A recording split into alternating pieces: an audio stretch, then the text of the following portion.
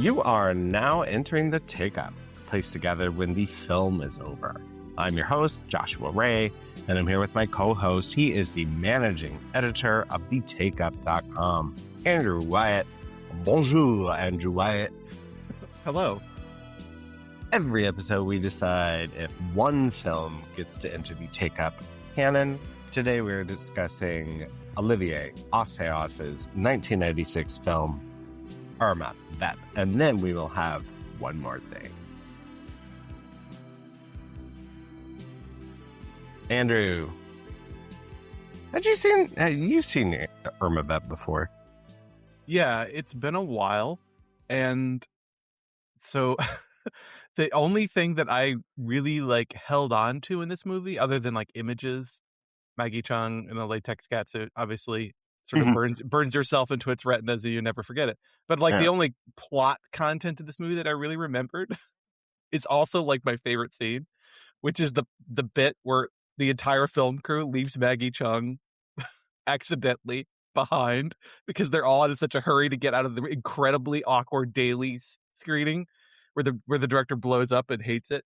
And she's just sort of wandering around going, is nobody going to give me a ride? What's going on, guys? And just the combination of emotions that I feel, on one hand, the audacity of leaving Maggie Cheung behind. Well, I'm not going to. It's maybe the funniest. It's maybe the funniest scene of the movie for me. I'm going to do my best to not compare myself to Maggie Cheung playing Maggie Cheung, the movie star. Yeah, I'm living in the vibe of Irma right now. Is this why you wanted to pick this? Is really? I thought about it. I thought about it before we moved too, just in anticipation. Irma Vep is always top of mind, and do you want to know why? In general, in life? In my life. Yeah. Why? There's a shot of it as my iPhone background. Yeah. So is it her on the rooftop? What is it? Yeah, it's during the day. It's her running against a concrete wall. And then I've got the time kind of peeking behind her head. Before we talk about Irma Vep, can we give the people a little bit of something we promised them? And we don't typically do this. We want to focus on a film every episode. Will you explain the film Mother Mary to me? Wait, what? We're circling back to a movie from 2 months ago? That we never talked about and we promised. And then I'm surprising you.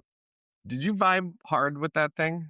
Yeah, I did. I enjoyed it a lot. I'm kind of a Lowry apologist, so I'm a little bit primed to like anything he does. But I went in maybe a little bit trepidatious about, David Lowry's doing a two-hander with two women and it's all in sort of semi-one location. How am I going to feel about that?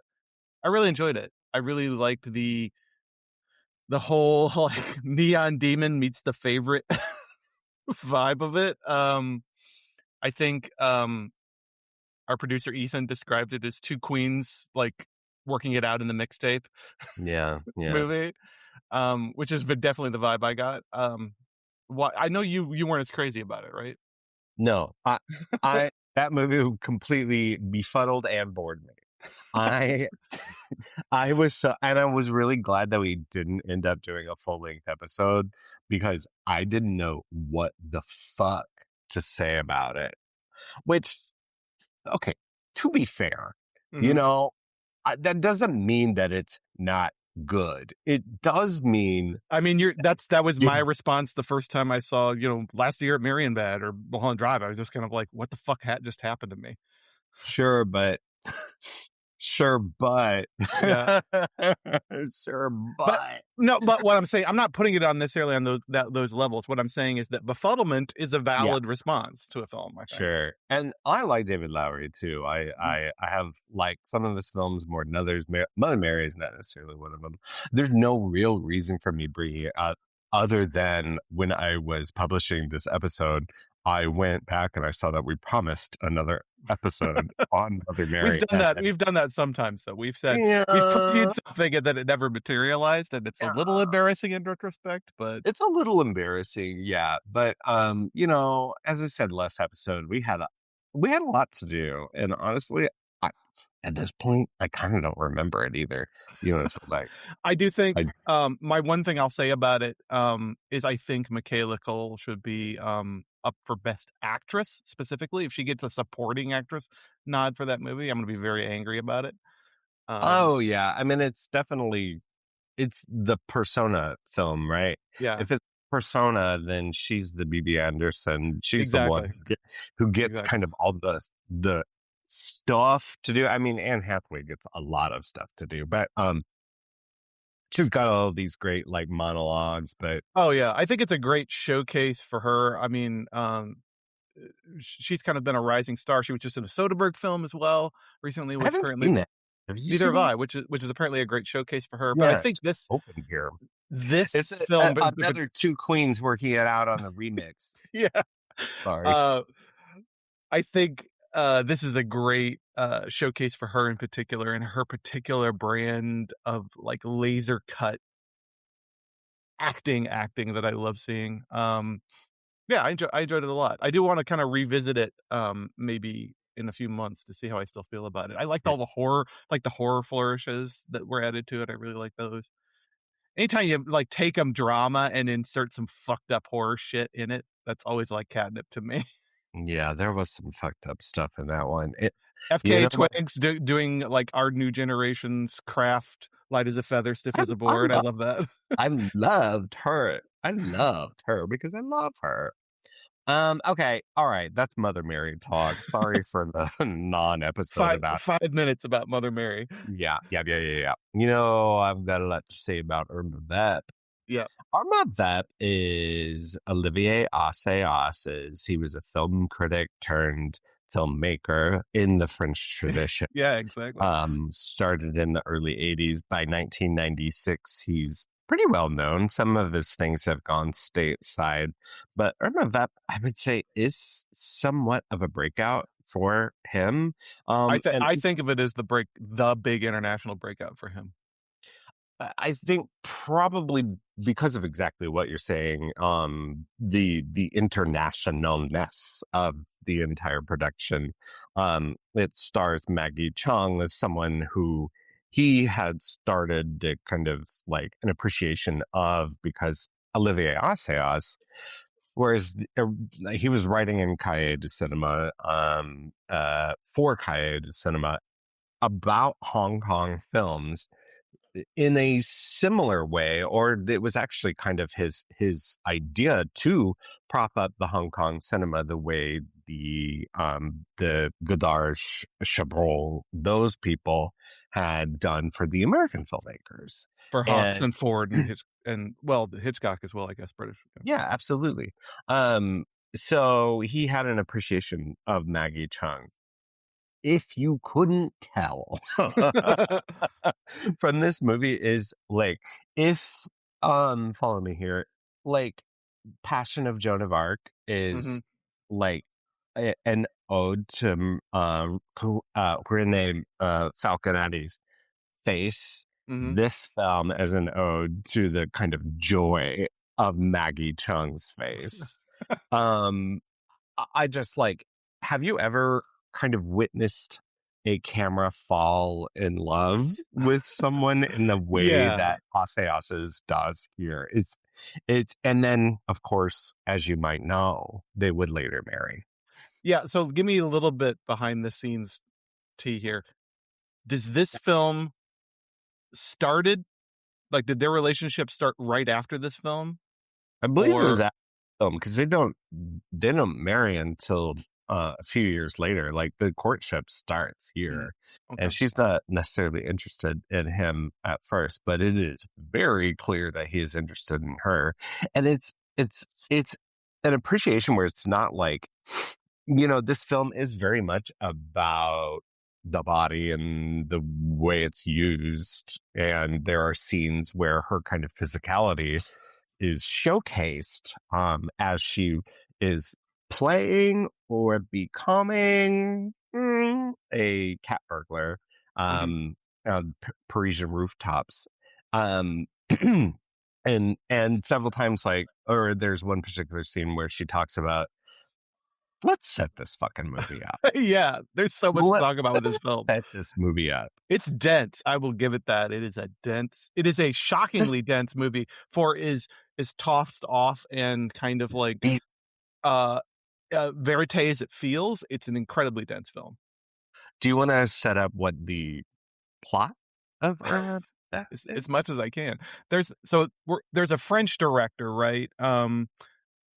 Played by, refresh my memory, Jean-Pierre, Leo. Léaud, sort of an older French director who's a little bit past his prime artistically is the impression I get, that maybe he's in the sort of fallow period, and he's been, hired or retained to direct a remake of the, silent era French crime serial, Le Vampire, and I get the impression that maybe this is a little bit like this gets into like subtleties of the French in film industry, but it's maybe like something that's being funded by the French government to kind of Yep. promote French culture.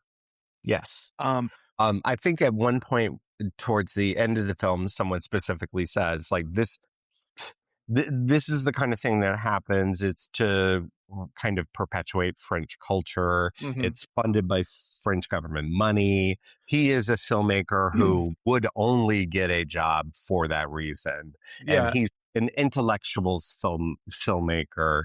Yeah, but so also kind of like on his decline. Like he isn't considered absolutely, as audacious and artistically relevant as he used to be.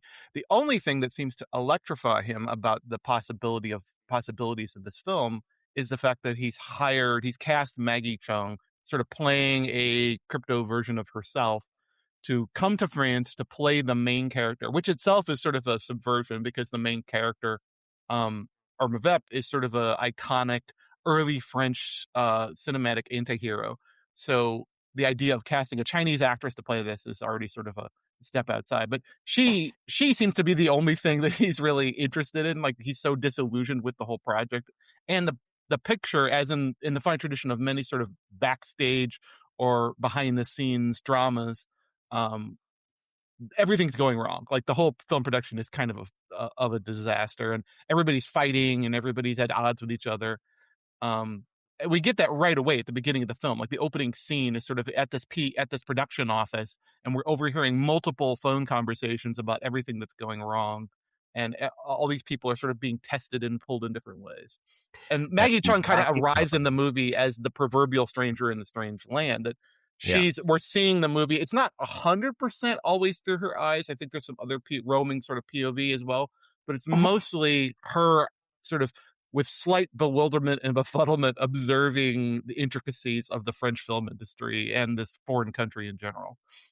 And Ossias is folding in metatextual layers about Maggie Chung and Mhm, who she is. At this point, Maggie Chung has been working really steadily in Hong Kong for 15 years. Her big breakout being Jackie Chan's Police Story, mhm, where she plays Jackie Chan's befuddled girlfriend. mhm. But of course, she would go on to make, and she references working with Jackie Chan in this film while she's interviewing as Irma Vep, as Maggie Chung, as Maggie Chung. Right. Right, right, right. We're getting into But like Asteroid City level nesting doll shit here. Not quite that level, but getting close. but do you experience this film in that way?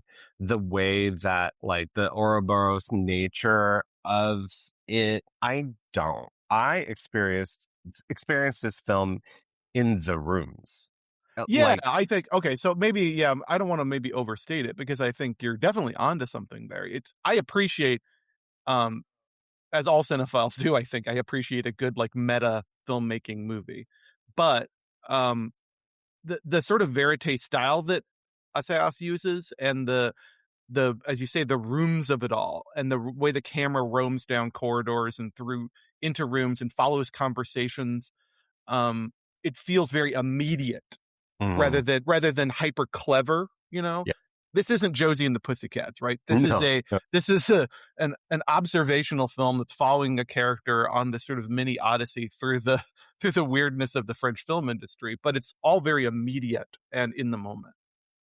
Yeah, and I mean, even casting Jean-Pierre Léo as a director, Jean-Pierre was the actor who played Antoine Donnel in 400 Blows. Hmm. So, and would continue playing Donnel throughout the 60s.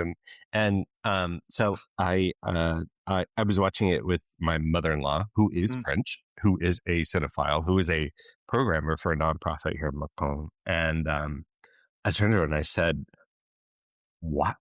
He's only like 45. Why does he look so fucking old?" And she goes, "Well, he had a hard life." And I'm like, yeah, you know what? Actually, if you play Antoine Donnel when you're like 9 and you live through the new wave, and then like, yeah, Come out the you've other had a, side.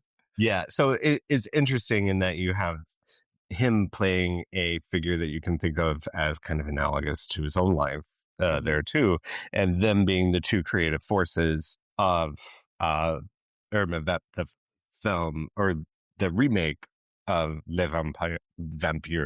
But but to talk about Assayas as a filmmaker, Hmm. and he's so confident and self assured in this, but there are moments in it that are also very they're improvisatory. Hmm. Is that a word? Look, trying to learn French, trying to keep on to my English and not speaking a lot of English, things are going to happen. Give it I 10 mean, years, you're going to be talking like a third grader. no, it's, yeah, anyway.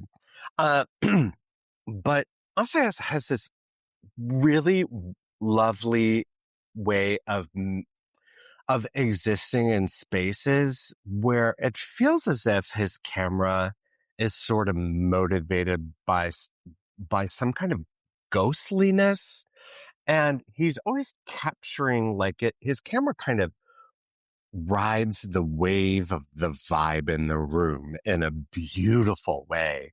And he does this very dogmatic thing of capturing the movement of the characters in the scene, but then also doing the kind of opposite end of that and letting the camera be emotionally motivated at times too. And it's this beautiful marriage of kind of of two distinct styles or styles that you might think are distinct in that it feels very French in its kind of looseness, but very like this first scene that you've already referenced, where Maggie Chung enters the office seemingly unnoticed by anyone. And we have to talk about the particulars of that scene. Alex Decas, I believe is how you say his name.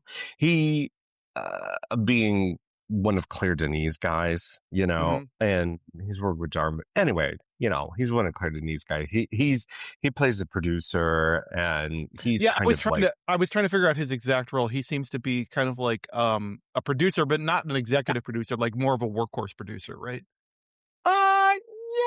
yeah. He seems because he's handling things like the The insurance backers. claim Yeah. about the yeah.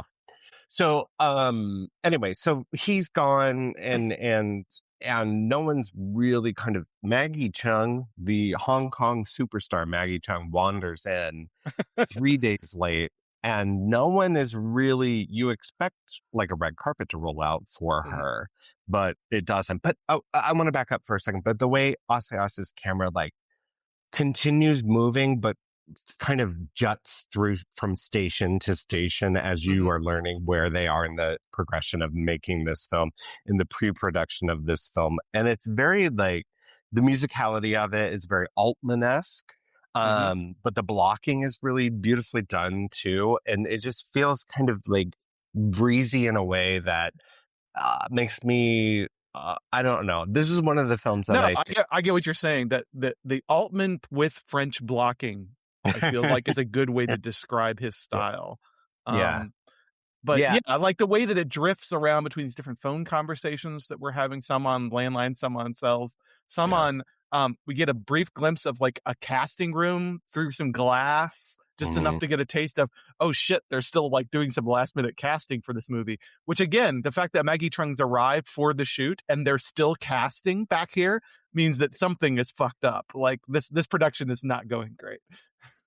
So, swimming in tight, French quarters, Parisian quarters, Hmm. with a lot of French people who are trying to get a lot done, and you're the kind of center of it.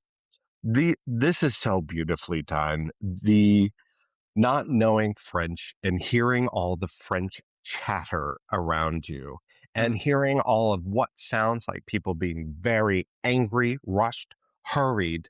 And then they turn to you in English, say, "Hello, thank you for being here. It's so lovely to see you." It's like the kind of culture clash of what the two languages represent. Chung is a native Chinese person who studied in the UK. So the reason that she's got um, very little Chinese accent Hmm. and has a very big British accent, that's exactly why. And a lot of this film finds her being kind of in the eye of the storm, but the eye of the storm doesn't necessarily direct it, right? Like it's the storm that directs where the eye goes, right? Yeah, So she's just kind of the inert, and I don't mean that in a negative way, but she's standing around a lot waiting for some literal or figurative direction about what she should be doing or where she should be going or what's happening. And Maggie, to her credit, and I mean this in the sense of to the credit of her character, the character Maggie Chung, she takes so much of this movie with good humor and aplomb and calm in ways that I wouldn't necessarily be if I was in her situation. She just sort of smiles and nods through a lot.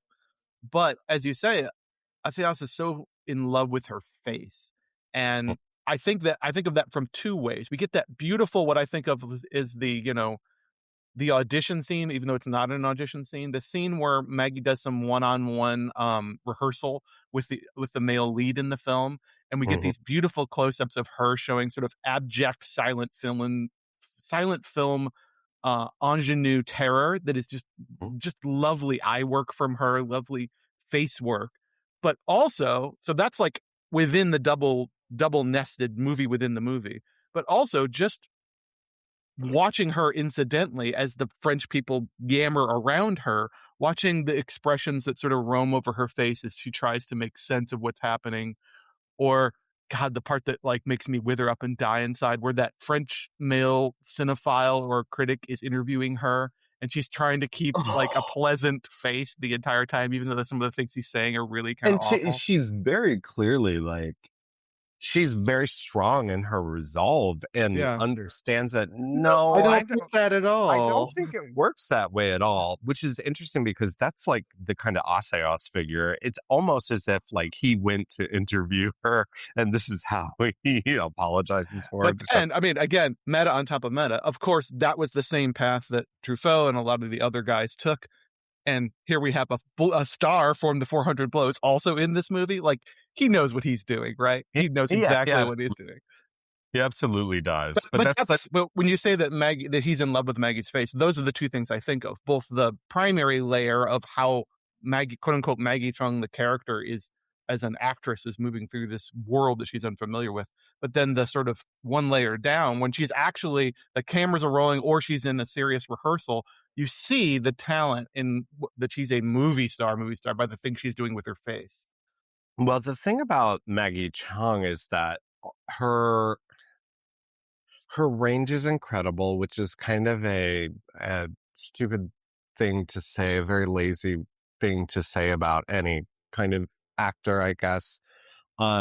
No, I don't think it's Or lazy to say that very because like, we've seen actors who are good actors who don't have range. Like it's possible to be a good actor without range. I but think she's we've such seen that. a movie star too, Mm. and doesn't often in Hong Kong. She started really as kind of a comedic foil or Mm-hmm. like a straight man, for like Jackie Chan, for, oh, I'm gonna, The fed up, flustered girlfriend character. yes, yes, and would do a lot of that. But then she would be in these great melodramas. She would do action films, all of your kind of typical Hong Kong films of the 80s and 90s. Maggie Cheung did all of them.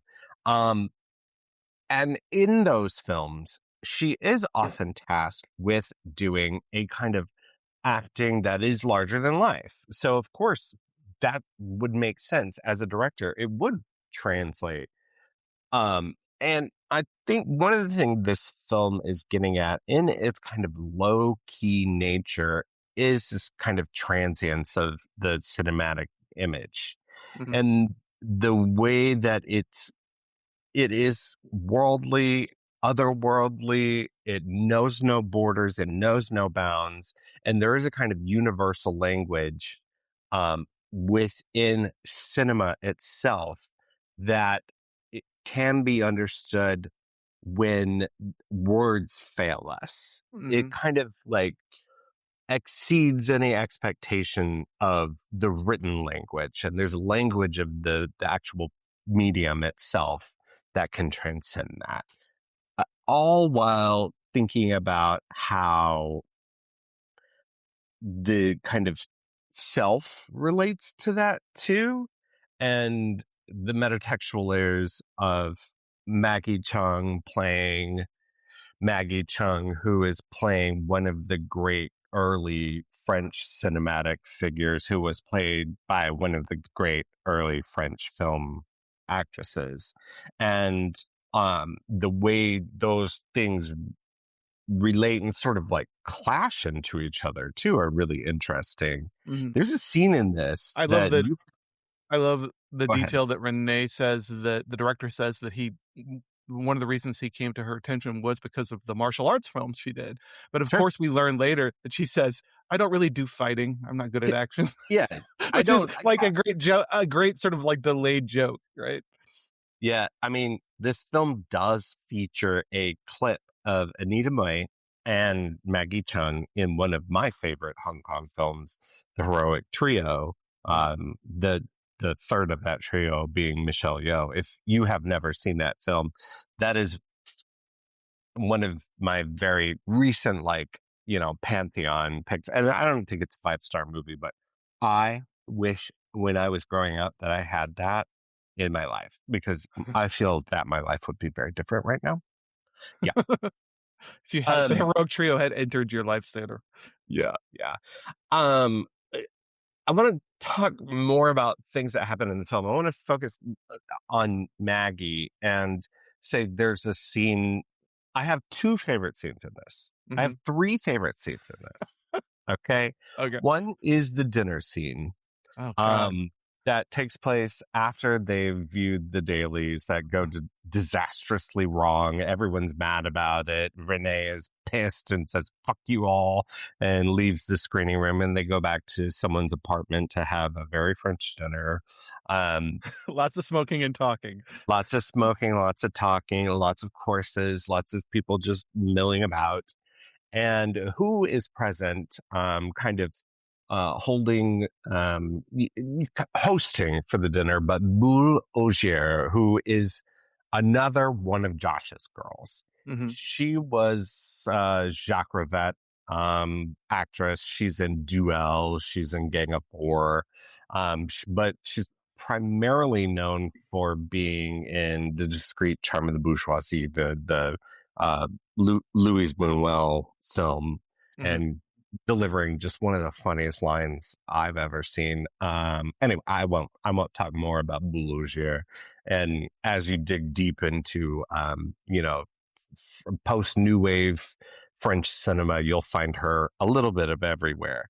Including up to recently, she was a supporting part in Claire Denis, Both Sides of the Blade. I almost said Both Sides of the Wind. Anyway, so for me, like, you have a scene of Boulougier and Maggie Chung in the same room. I'm like, just, can I smoke it? Will they let me smoke it? Um, but really, the kind of second character, the second lead of this, is the costume designer Zoe, yeah. Zoe, and Mhm. I'm forgetting the actress's name. I'm Yeah. gonna look it up. Nathalie Richard.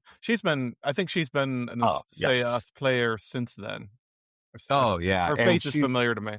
she's kind of like at this point a stalwart in the industry, but she costume designer who we learn is a lesbian, recovering addict, Mm, and or that's kind of her sobriety status is iffy, but she's kind of like a troublemaker. But they form a kind of friendly bond, and or at least Zoe thinks they do. yeah, and Boulanger kind of. So here's the whole deal about Maggie Chung's face is that Boulanger like provokes her saying, "Do you like girls? Mhm, Do you like sex with girls?" Maggie Chung did not know a lot of this that this was going to happen on screen. mhm. Her reaction is a genuine reaction, and she has the kind of like worry, but like embarrassed laughter, like Oh, I didn't know that we would do this in this film. mhm. And it's not the kind of like embarrassment, like no homo thing. It's like, oh, okay, we're gonna go here. You can see at one point she looks off camera and she's actually looking at Asaya saying, "Are we doing this?" Are we-" That's great. That's I did not exactly, know but that. yeah, she's looking off camera. She's looking at Asayas. There's a great kind of supplemental feature that he made after this, and it's on the Criterion disc. It's called motherfuck.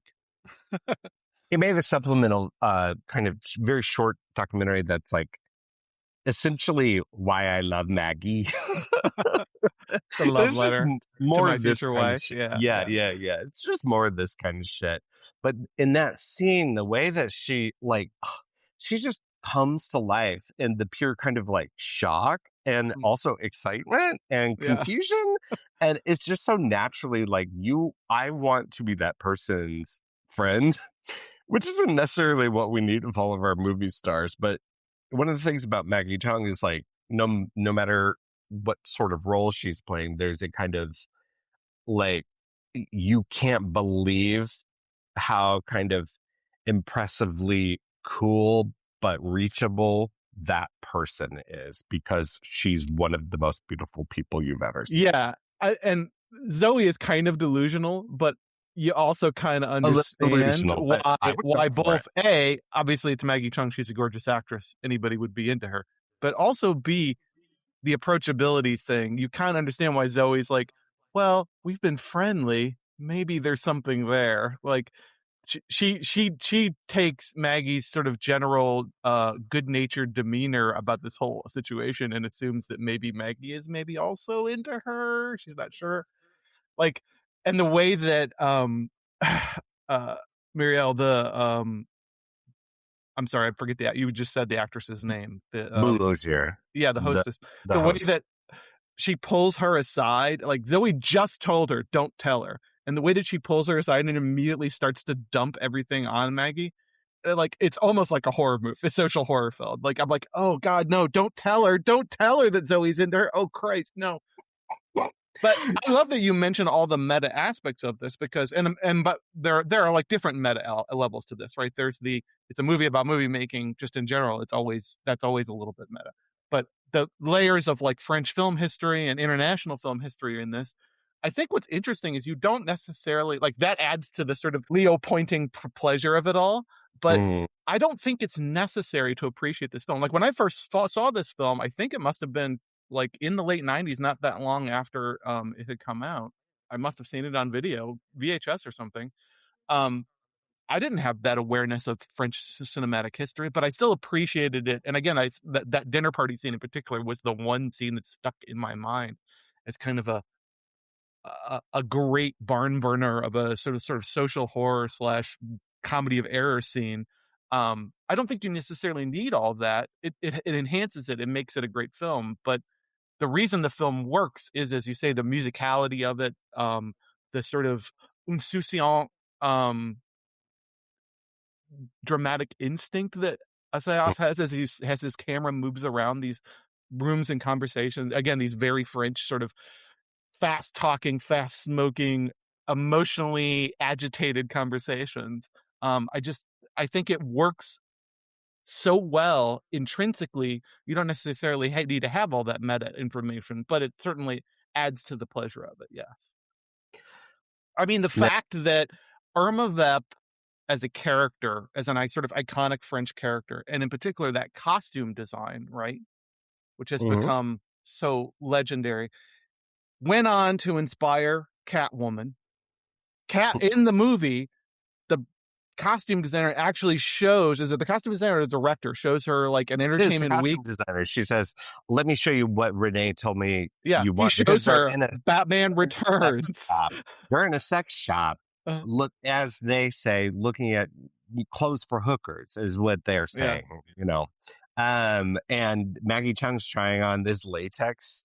Yeah, she spends half the film in a latex suit, very reminiscent of Michelle Pfeiffer in as Catwoman. yeah, But she shows her like in Entertainment Weekly or something. yeah. It's like this is what he wants. As you know what? That's the You know, snake eating the tail for me, like the pop cultural. yeah. The snake eats itself, but The vibe of this in the way it understands to just let people be people. mm-hmm. In that shop, she has one of the great international stars, or at least, one of the great stars of Hong Kong. Maggie Chung later, I think, becomes Wong Kar I'll get Wai to would all yeah, becomes the bigger. one Yeah, yeah. So one of the great stars wrapped and bound in latex and not even tight enough, remember, as she must be smoking a cigarette. yeah. And latex plus cigarette is a bad idea, as I have learned on film sets that were, marginally less professional than this one. And there's a Uh, scene later where Zoe has to like not the stunt woman, but the second actress who's in the cat suit, like a member of the gang, a member of Irma's gang, has a hole in her costume, and she patches it by turning it inside out and putting a piece of gaffer tape on the back. And just yeah. like the savagery, again, Zoe's kind of a second protagonist. I just love the savagery with which she pulls that gaffer tape, which that's fucking hardcore. If you could rip gaffer tape with your own teeth, to get like, she's so angry and so agitated about the state of things at that point. She just like, whatever, let's just stick some fucking gaffer tape behind it and be done with it. It just has to look black on screen. But there's such if it's an ode to Maggie Chung's face, Mm-hmm. and it's equally an ode to the French film industry and the Mm-hmm. kind of professional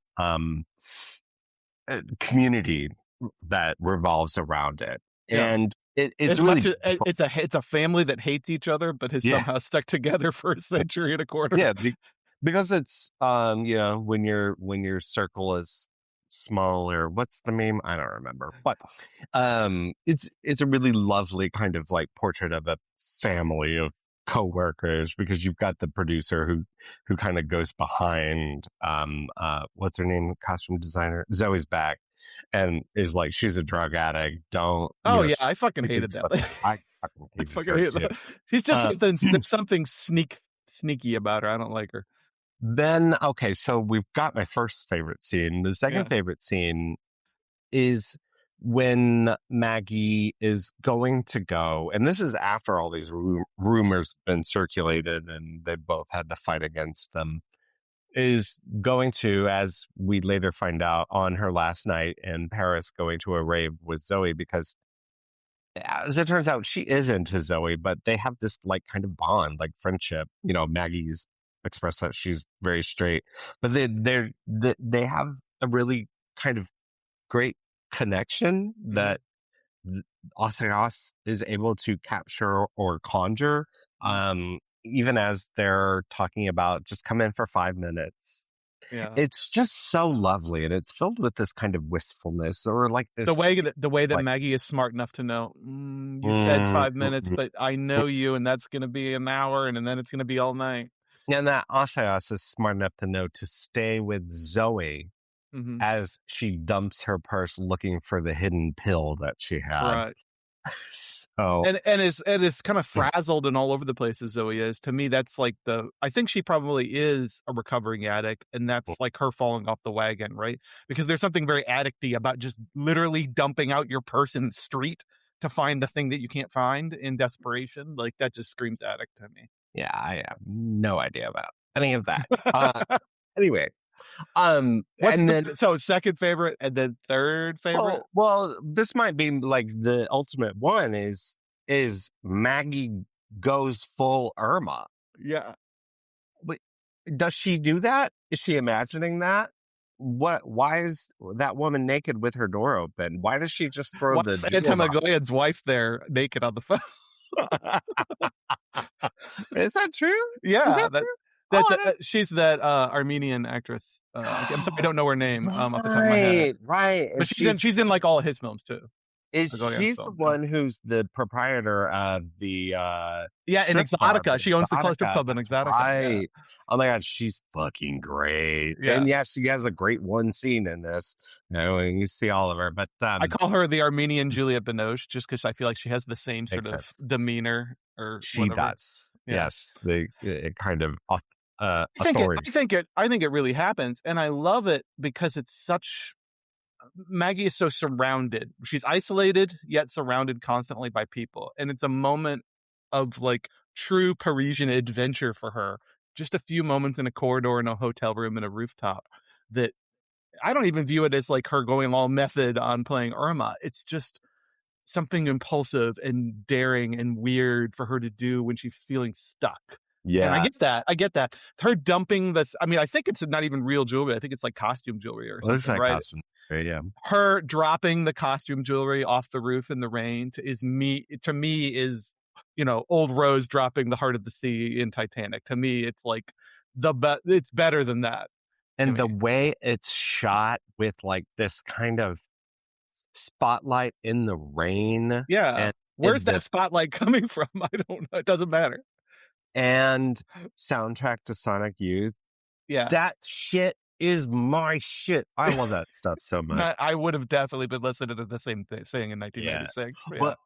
Well, my mother-in-law and I were watching the dinner scene together, and the second the Luna cover of Bonnie and Clyde comes on, I mean, if that's not a great uniter, like that's also very much my shit.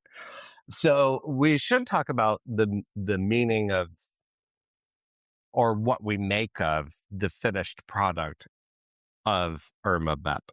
The great kind of another layer that's kind of revealed that it appears to be like Renee and Oseos's ultimate kind of idea of this film, and the manipulation. And what they end up doing is watching a cut after Maggie disappears, Renee disappears, Renee turns in a cut, and we get to watch that film, and it's about 90 seconds of. Okay, so this is a point of confusion for me. Yeah, they bring in this other director played by another sort of international film icon. Lucas Still plays this director Jose, who's been brought in to sort of save the film as Renee goes to convalesce somewhere after his sort of mental nervous breakdown, whatever. And Jose is there at the screening. So is the impression, but I don't really good to have a sense for how much time has passed. So the rushes that we're watching, or the segment of film we're watching, are we watching Jose's version, or are we watching Renee's version? We're watching Renee's version. This is what they talk about, is they're going to watch the footage that's already been shot. And Renee has Renee's been doing the editing himself. Right? Renee has put a version of it together. And what he does is so interesting in it, in that he literalizes the kind of vibrations that happen within a mise-en-scène. It is so beautifully 90s and grungy, and like it was also giving me like early David Lynch short film vibes. And he's doing the kind of etching work that Brakhage did, and again, cinematic history, but also that scratching is also how genre filmmaking did special effects before. If you're doing Yeah. laser blasts from in the old sci-fi series, if you're doing laser blasts from spaceships, that's how they did it. They would go in and scratch the fucking negative. It's this really, that film is like this kind of, it's at once a very finite and definitive material, Mm-hmm. but it has an ephemerality to it. Right. It can capture both of these things that should be contradictory. And if you love if you know that I love anything, it's something that holds that two things can be true.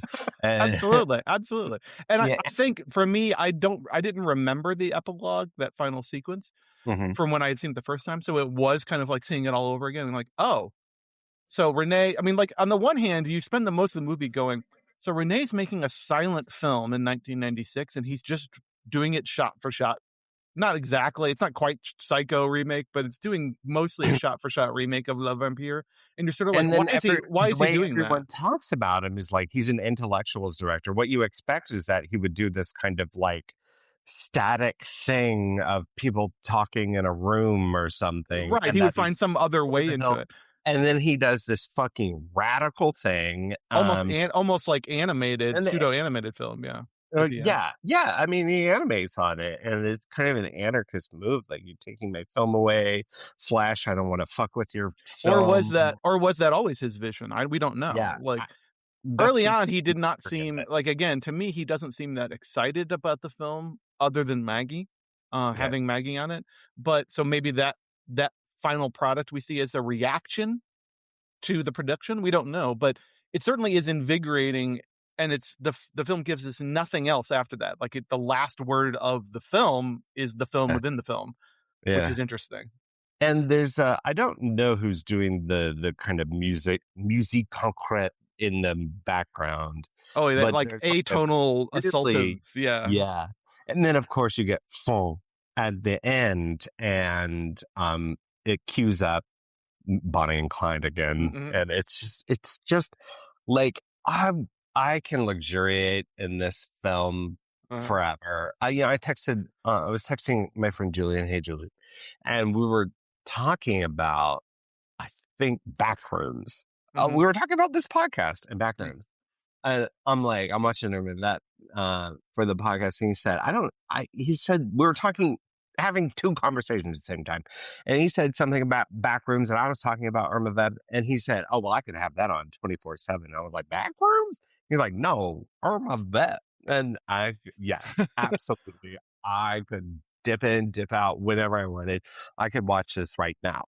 I absolutely I love this movie. I haven't seen it a lot. My story with it is that I have always loved it from the second I saw it. When the HBO miniseries, Mm-hmm. do people remember this? Us, No, as because of it's a COVID, two because it was films. COVID era, it's gone completely down the memory hole, I think. Well, I did a presentation on Irma Vep in St. Louis. It's called the Robert Classic French Film Festival. But I did a presentation at Webster Film Series about Irma Vep. That it is the film, the moment that got me into Hong Kong cinema. And Pete let me borrow stacks of Maggie Cheung movies. I've now seen, I don't know how much of her filmography. I watched an entire film that was probably one of the worst Hong Kong films I've ever seen, just to see Maggie Cheung ride by on a bicycle in the end. But this film actually started an entire obsession for me that has been going on for a few years since I did this presentation. But at the same time, on HBO was airing the miniseries of Irma Vep, which features Alicia Vikander playing a movie star. And she's Her, supposed to be an American, right? In that. no, she is kind of international superstar, but they retain her Europeanness. Oh, is she playing herself? Is she playing Alicia, quote unquote? She is not. Okay. Now, I have seen all of it, and it's a lovely, fun, equally breezy. Probably not, it's not as tight, and it does go into some really kind of crazy. It updates talking about the new French film industry. It is 8 hours long, Mhm. but there is a ghost in this where there's a director figure. The Rene figure is really a straight stand-in for Oseos, Mhm. and he attempted to remake Irma Vep and failed in the 90s with, I think they call her like Mary or something like that, Yeah.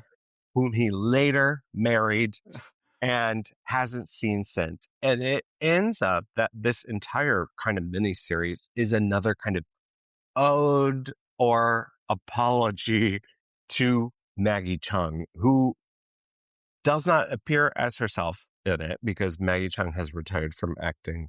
Mhm. Um, But they but worked didn't they work together at least once after they divorced, right? it did in a great film called Clean, where she That's plays right. someone who's newly sober, and she won the Best Actress prize at Cannes for that film, Oh, okay. deservedly so. They had a kind of fruitful career and didn't work together a lot, but it seemed like they were kind of influencing what each other was doing, including her music career, which we probably shouldn't talk about at all. But anyway, it's such an interesting watch. I think, if you're a fan of the film, if you're watching it the first time with this, I think that it's so rich and it's so fun. And it's just more Oseos. Like for me, from doing that presentation, really digging into his stuff, I was already a fan. Um, Going back to, I think the first Oseos I saw was Summer Hours, and the wavelength of that I think hits that was my favorite really too. hard. Yeah, Yeah. And yeah. I've revisited some of these older Asias films from the 90s and so forth, and most of them have been okay. This one, revisiting it, really, I think this might be my favorite pre 21st century film of his that I've seen. It's really electric. I'm more of a lover of the sort of summer hours and post summer hours 21st century Asias. I think the the combination of Summer Hours, Sils Maria, and Personal Shopper, I think, is sort of like an unimpeachable 21st century French film trilogy. Even though it's not really a trilogy in any way, but I could do three French films that are absolute masterpieces, and they all come from the same director, like that. But having now revisited this, I can see that like the '90s graininess of it all maybe isn't quite my thing. I like the slightly more pristine style he's using in his more modern films. But man, this is you can see the juice was already there right from the beginning. Well, it's clear that I'm voting for it. Yeah. It is going in. Whether or not you're going to leave me with 6 votes for the rest of the year is We up need to to pick you up the pace. No, I'm voting for right this. now. Okay. I am voting for this. I loved it too. Woo! It really it did exactly what I want a good movie about movie making to do, which is just sort of electrify my cinephile brain in a intensely pleasurable way. And I get what you're saying, like that it's become a film to revisit, a film to sort of cherish one scene after another to cherish. I get it. I get it. Having revisited it now. So Maggie Chung enters the canon. Yeah. Maybe not the Sh- last time. It will definitely not be the last. Yeah, I'm kind of obsessed with Maggie Chung, and that, like, this film and what it represents, the marriage of all these different disparate things, for me, it's in the tattoo lineup. Mhm. The original Le Vampire, there's a question mark that Musadora, in her little mask. It's a red question mark with a black and white figure in it. Mhm. That's one of my tattoo ideas, Ooh, I love because it. the Irma Vep, like the representation of this figure and what it's been for me recently, and also like this whole me And moving to thing. would you recommend the Le Vampire to go back? I've never seen the original serials. Do you think they're worth watching, or are they I mean, like some of those old silent serials of any nation are kind of a little bit plodding sometimes. But do you think it's worthwhile sitting through it? I've dipped into other feuillade that is more interesting Mm-hmm. to me than Le Vampire, but like it's it's kind of as fun and comparable to like Marvel films. Well, Like that's what I was the thinking is that I'm serial nature of it and as the, a as somebody who's interested in early cinematic like icon, and particularly like the France has its own like traditions that aren't really well known outside of France, like the Fantomas films, of like which is him. genre Yeah. film, yeah, genre filmmaking. Um, so yeah, like I love the League of Extraordinary Gentlemen of it all. So like there's a part of me that really kind of Yeah. wants to dip in and sample Le Vampire. That as people might know, Mhm, as you know, is not necessarily my thing. I did watch all of it. mhm. I did put some of it on 2 times speed.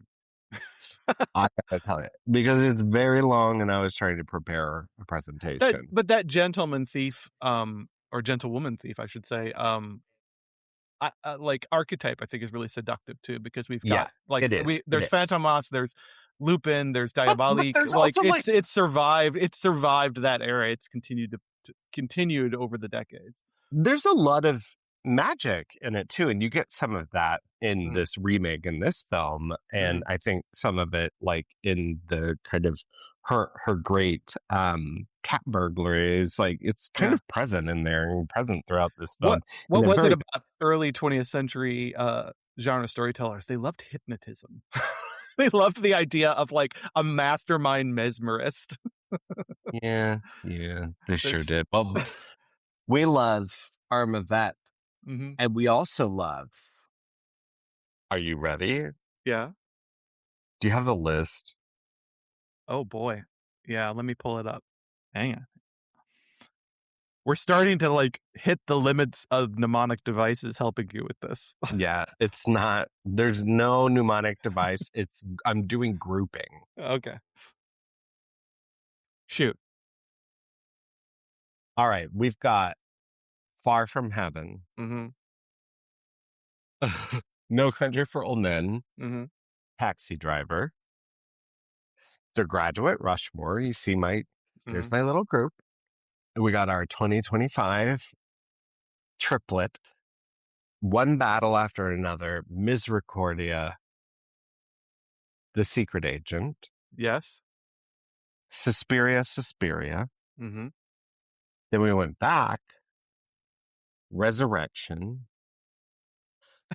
Zodiac. Okay. Do you want Fascinating. hints? No, I don't want any hints. Welfare Hospital, Messiah of Evil, Irma Vep. Oh no. Am I like too short? You're 3 short. What the fuck? Why do you got so many? Okay. Give me hints. um You can just even give our me only year. female director. Oh God. I'm so sorry. No, because Messiah of Evil Oh, is that's right, Messiah of Evil. Okay. Yeah, sorry. so we have another female directed. Mhm. Film I Love. You love it. Yeah. 2022 was a guest pick. Okay, you're just fucking with me at this point. No, I I After don't. Sun, dude. After Sun. Oh my God. That's been playing in some Parisian cinemas. And I'm like, man, I should really go see that on the big screen. I've never seen it on the big screen. Okay. Okay. And then Our Uh, Silence. I forgot. Yeah. Last Laugh and Man with a Movie Camera. Yeah. Shit. Yeah. Okay. Wow. Well, it's been so long since I've done that. Mm. All right. Well, we got to do one more thing before my brain completely breaks. Every episode, we finish off with one more thing that's something we've been loving and laughing and learning and doing just great things with. And yeah, this time I think, Andrew, you're going to go first. What's your one more thing? I recently saw Christian Petzold's new movie, Mirrors Number Three, Mhm. which I liked, but maybe didn't love, but enough to recommend it. I'm a huge fan of Petzold's. Just real quick, it's my favorite film of the year so far. Sorry, go ahead. Really? Okay, It wow. No, we absolutely need is. to get into that then Okay, because we will. We will. I need you to. So I am more mixed on it. It might be my actual least favorite Petzold I've ever seen, but I did not see Undine. Um, Undine. yeah, Yeah. Undine. So qualification there, but my least favorite Christian Petzold is still like so beautiful and elegant and better than most movies.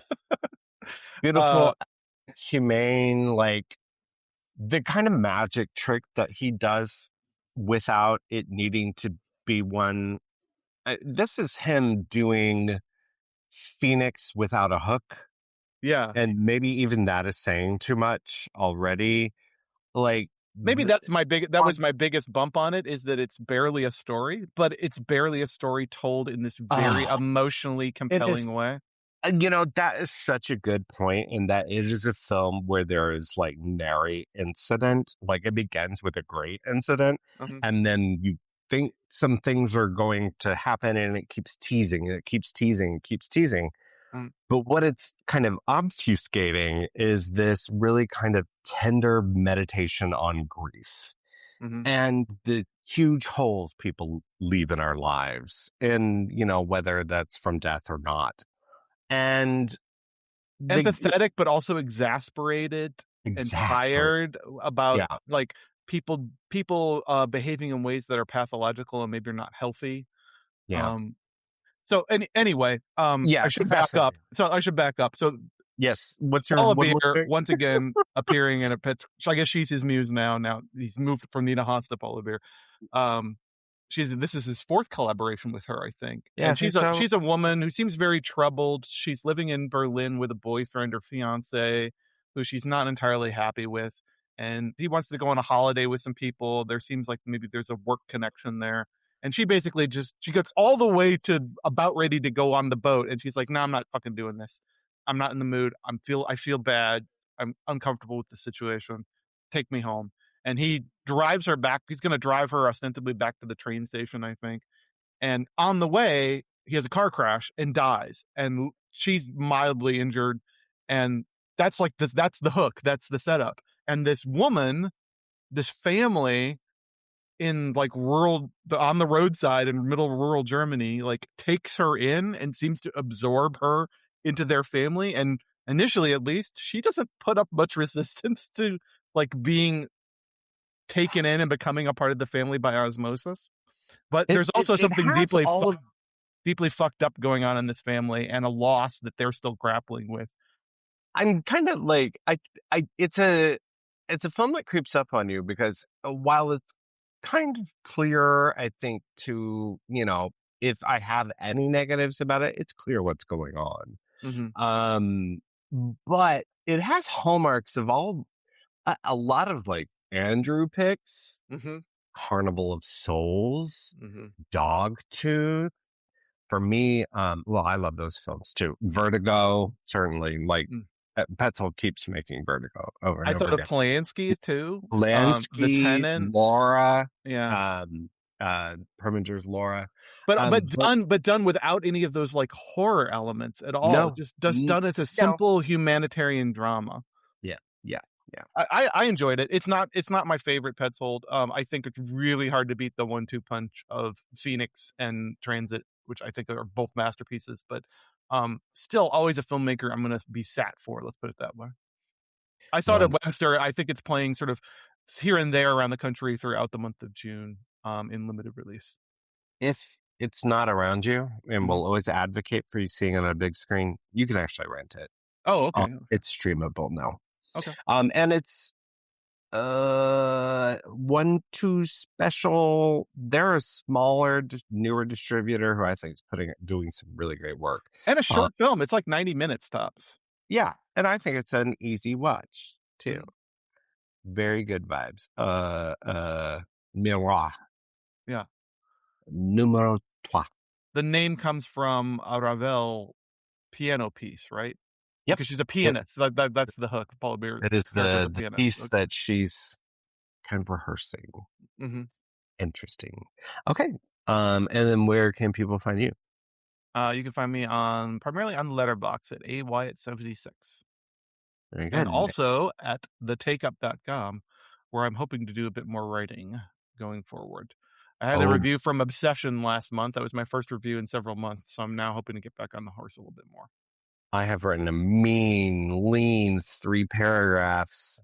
You're about to get some work from Josh Ray. Yeah, right. And you can find all of us at the Take Up STL on social media, and I'm at OK Josh Ray. My one more thing is film related. It is I'm actually because I do like nighttime audiobook, and I like it when it's nonfiction. Hmm. um the one that I have is film related. It's called Candy Darling, Dreamer, Icon, Superstar by Cynthia Carr. Candy Darling was one of the Warhol Factory members. She was integral to the identity of the factory, along with Edie Sedgwick and Joe D'Alessandro.